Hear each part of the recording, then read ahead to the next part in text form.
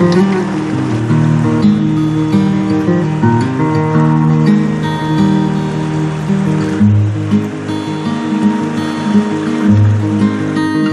Little Juniata River Association is a nonprofit 501c3 organization here in central Pennsylvania.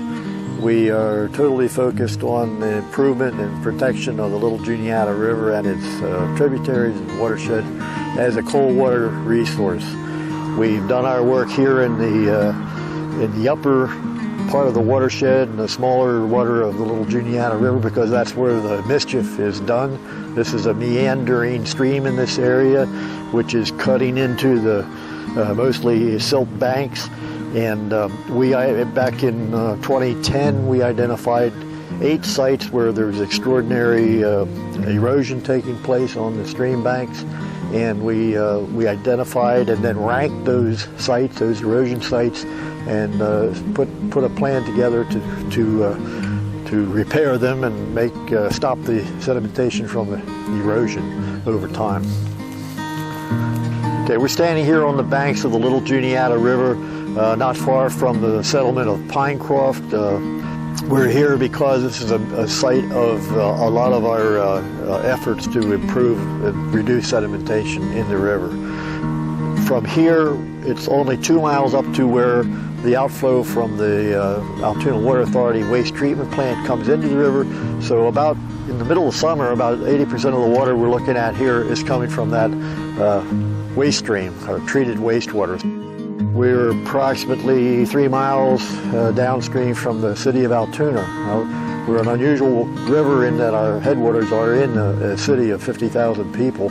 That gives us an unusual problem of stormwater management from city streets and roofs and parking lots.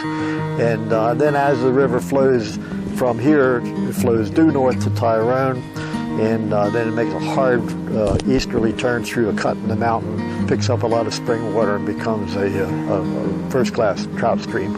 In 2014, we needed to know more about how these trout move, where they go when the water's too warm, where they go where they go to spawn. And we approached area colleges. We talked with Juniata College, Denny Johnson at Juniata College. They were very willing to help us design a study to put transmitters in these fish. We ended up putting 24 transmitters in mature wild brown trout and then followed them around for about 14 months. We've set goals for this river and for the watershed.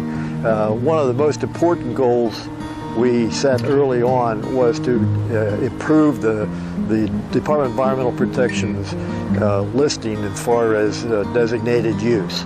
In 2005, the river was determined, this part of the river and the upper river was determined to be impaired for several reasons. Our goal is to get the entire river into high quality cold water designated use status so that we have as much protection from pollution as possible.